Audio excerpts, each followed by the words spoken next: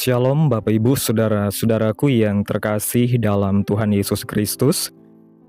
Selamat malam, salam sejahtera untuk kita semua, dimanapun saudara-saudara berada. Selamat berjumpa kembali di Renungan Kristen pada malam hari ini. Kiranya kekuatan dan sukacita oleh Roh Kudus melimpah dalam hati dan kehidupan saudara semua. Dan semoga saudara semua dalam keadaan sehat selalu. Pada malam hari ini sebelum kita mendengarkan renungan firman Tuhan, mari terlebih dahulu kita berdoa.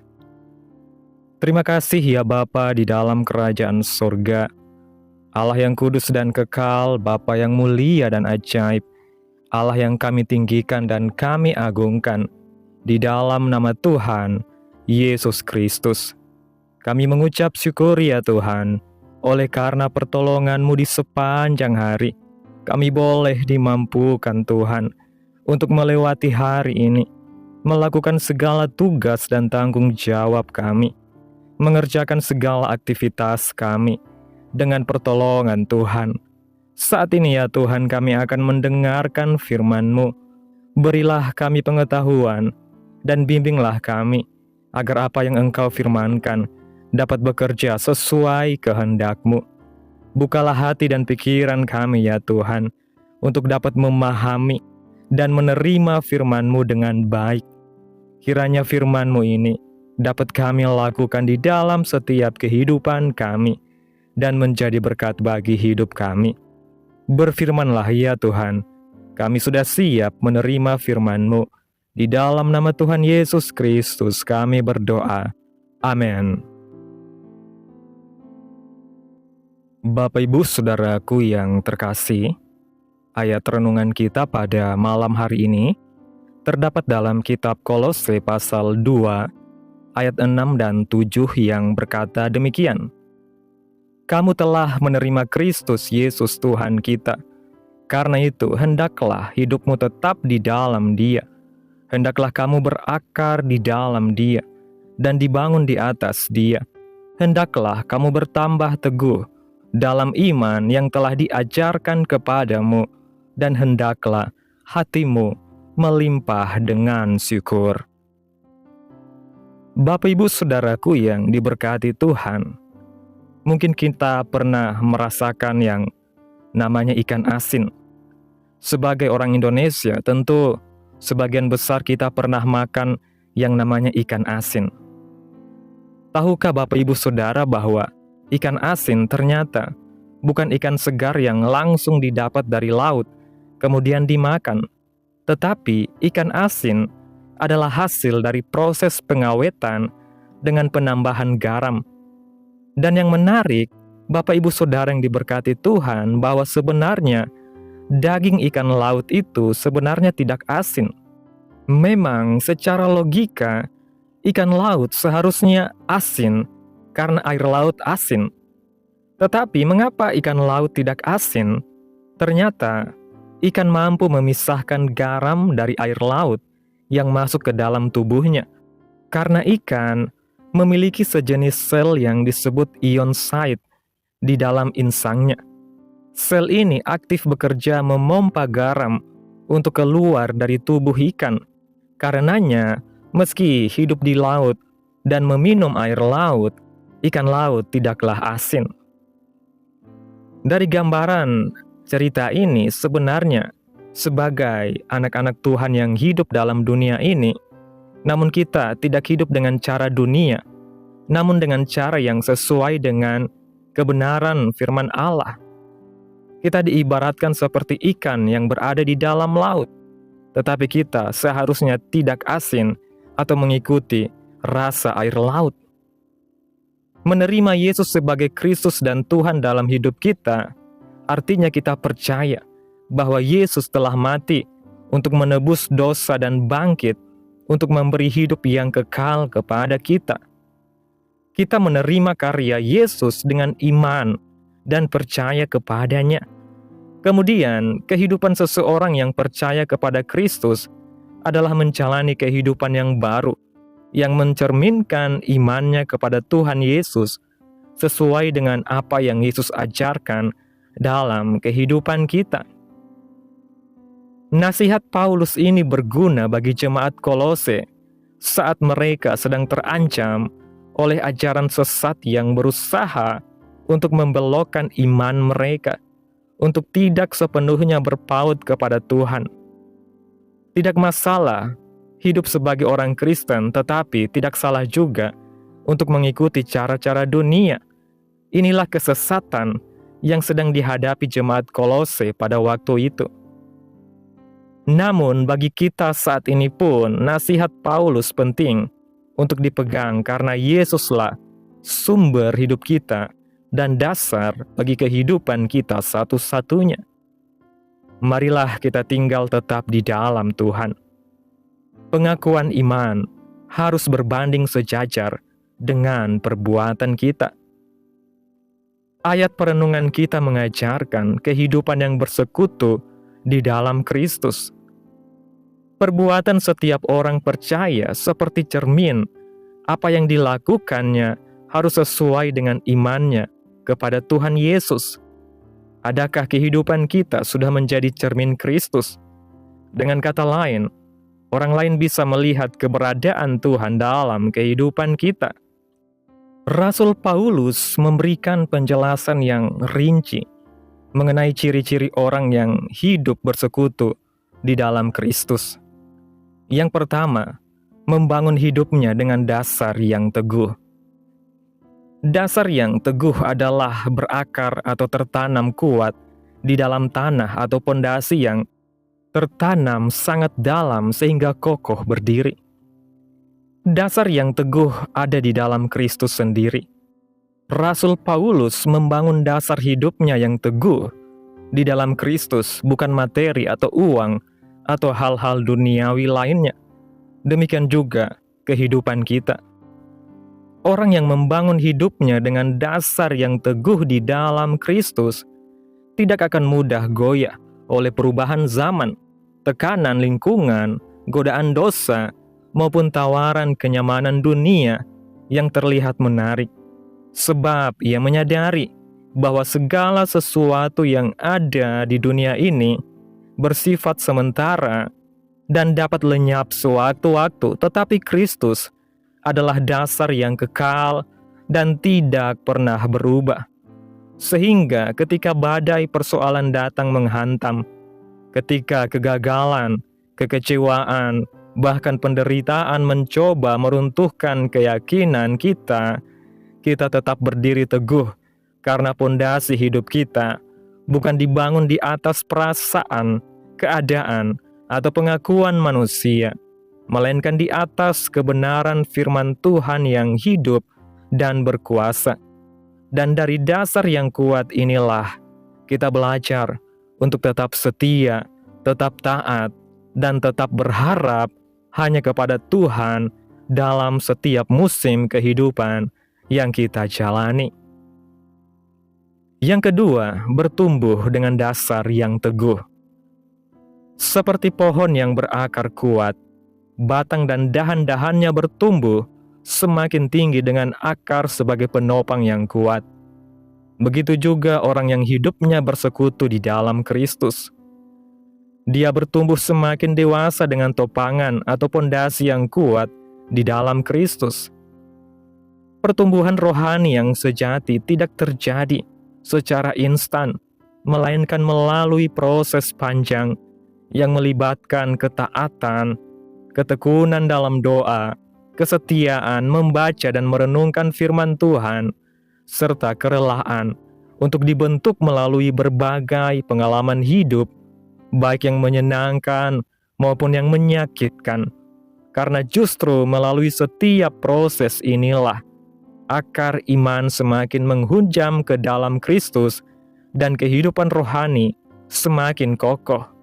Sehingga pertumbuhan bukan hanya terlihat dari pengetahuan akan firman Tuhan semata, tetapi nyata dalam perubahan sikap dan karakter, dalam kesabaran menghadapi sesama, dalam kerendahan hati untuk mengakui kesalahan, dalam kasih yang tulus kepada Tuhan dan juga kepada orang lain, Dan dengan dasar yang teguh di dalam Kristus, setiap pertumbuhan yang terjadi tidak akan membuat kita sombong, melainkan semakin menyadari bahwa semuanya adalah anugerah Tuhan yang memampukan diri kita untuk terus bertumbuh semakin serupa dengan Kristus. Rasul Paulus memakai gambaran pohon yang memakai akar untuk mencari makanan dari dalam tanah. Demikian pula hidup kita harus berakar di dalam Yesus Kristus. Artinya, Yesus adalah sumber utama kehidupan kita, dari mana kita memperoleh makanan, baik bagi tubuh maupun bagi kerohanian kita. Yang ketiga, dia semakin menaruh kepercayaan kepada Kristus. Yesus juga digambarkan seperti sebuah batu pondasi yang menjadi tumpuan dari sebuah bangunan. Artinya, sebagai orang percaya kita harus mendasarkan hidup kita di atas Tuhan. Setiap keputusan dalam hidup, perilaku, dan cara berpikir harus sesuai dengan Kristus, karena Kristus adalah dasar hidup kita. Hidup yang semakin bertumbuh dewasa tentu tidak lepas dari berbagai badai. Kesulitan dan penderitaan pasti terjadi. Selain dasar atau pondasi yang kuat, Rasul Paulus juga mengajarkan untuk semakin besar menaruh kepercayaan kepada Kristus. Dengan demikian, di tengah badai sekalipun, hidup tidak akan roboh, melainkan tetap kokoh berdiri. Bersekutu dengan Tuhan berarti juga mempercayakan sepenuhnya hidup kita ke dalam tangan Kristus. Yang keempat, hendaklah hatimu melimpah dengan ucapan syukur. Bersyukur selalu menjadi orang yang hidup bersekutu di dalam Kristus. Bersyukur adalah ungkapan iman kita di dalam Tuhan. Dalam segala keadaan kita percaya bahwa Tuhan itu baik, sehingga dalam segala tantangan yang kita hadapi, hati kita selalu melimpah dengan ucapan syukur. Mari Bapak Ibu Saudara yang diberkati Tuhan, kita mau belajar bersama dalam kehidupan kita melalui perenungan pada hari ini. Jangan kita menjadi serupa dengan dunia ini.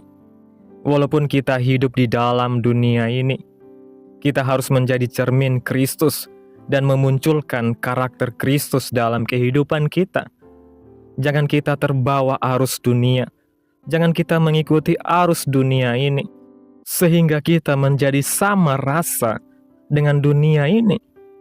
Seperti yang sudah diumpamakan, seperti seekor ikan yang walaupun di dalam laut yang asin, tetapi ikan dagingnya tidak asin.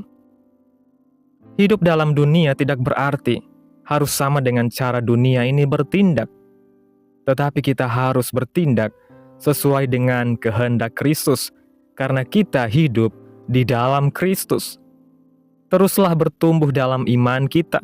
Jangan pernah mau untuk kendor dalam iman.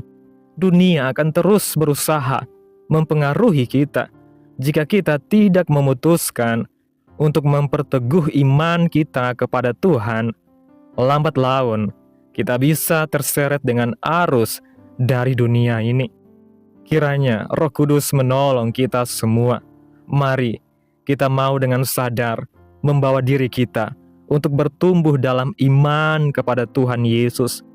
Karena dunia juga sedang menarik kita untuk mengikutinya, maka kita harus semakin erat berpegang kepada Yesus. Amin. Tuhan Yesus memberkati. Demikianlah renungan firman Tuhan pada malam hari ini. Biarlah menjadi berkat bagi saudara yang sudah mendengarkan. Dan untuk menutup renungan pada malam hari ini, mari kita berdoa. Terima kasih ya Bapa di dalam kerajaan sorga, Bapa yang kekal dan ajaib, Allah yang penuh kuasa, Bapa yang kami sembah di dalam nama Tuhan Yesus Kristus. Kami bersyukur atas pertolongan-Mu, penyertaan-Mu, juga atas kasih dan berkat-Mu dalam hidup kami. Kami berbahagia dan bersyukur atas kebaikan Tuhan dalam hidup kami. Terima kasih Tuhan buat penyertaan-Mu di sepanjang hari yang telah kami lewati. Hingga pada malam hari ini ya Tuhan, kami boleh bersyukur lagi di hadapan Tuhan melalui doa dan renungan pada malam hari ini. Terima kasih Tuhan buat firman-Mu. Kami bersyukur atas firman-Mu yang mengingatkan kami untuk tetap hidup di dalam Engkau, berakar, dibangun, dan bertumbuh di atas dasar yang teguh, yaitu Kristus sendiri. Tolong kami agar tidak mudah goyah oleh arus dunia ini.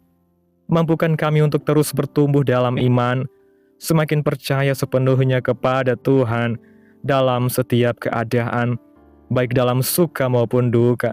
Ajar kami untuk selalu melimpah dengan ucapan syukur dan menjadikan hidup kami cermin yang memancarkan kasih dan kebenaran Tuhan. Kuatkan kami oleh Roh Kudus-Mu, supaya kami setia sampai akhir dan tetap berpegang erat kepada Tuhan sebagai satu-satunya dasar kehidupan kami. Terima kasih Tuhan buat firman-Mu. Biarlah firman-Mu boleh tertanam dalam hati kami, berakar, bertumbuh, dan berbuah dalam hidup kami. Biarlah firman-Mu terus menyegarkan jiwa kami, menghidupkan hati yang lemah dan lesu, dan membangkitkan harapan dan kasih.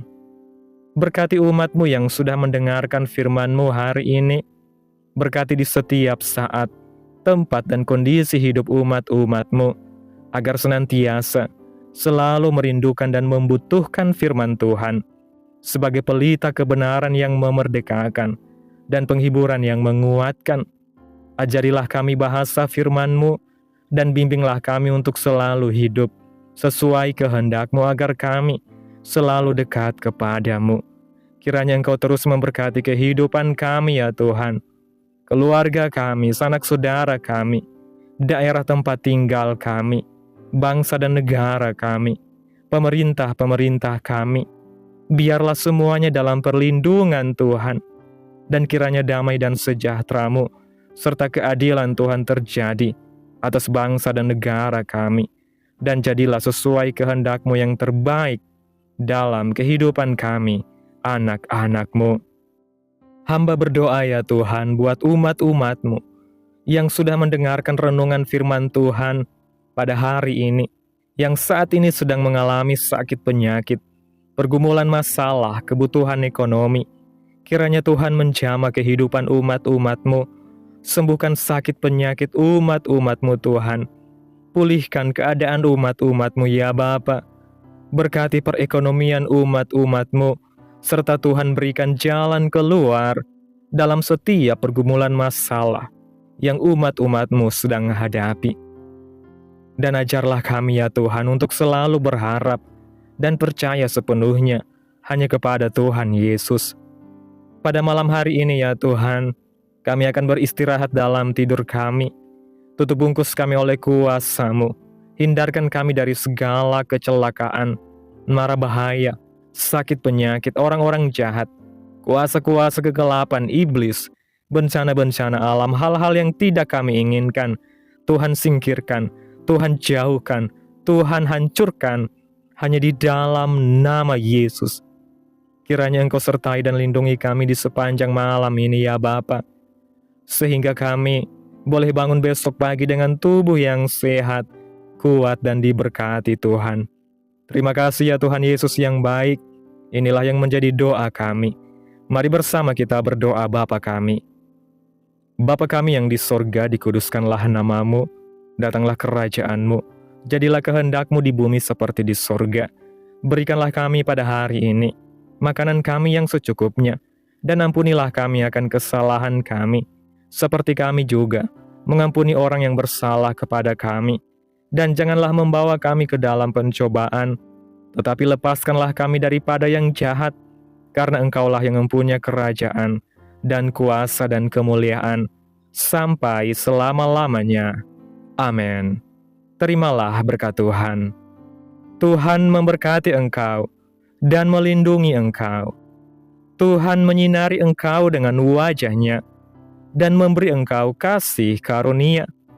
Tuhan menghadapkan wajah-Nya kepadamu dan memberi engkau damai sejahtera. Terimalah berkat Tuhan di dalam nama Tuhan Yesus Kristus. Amin. Selamat malam, selamat beristirahat. Tuhan Yesus memberkati.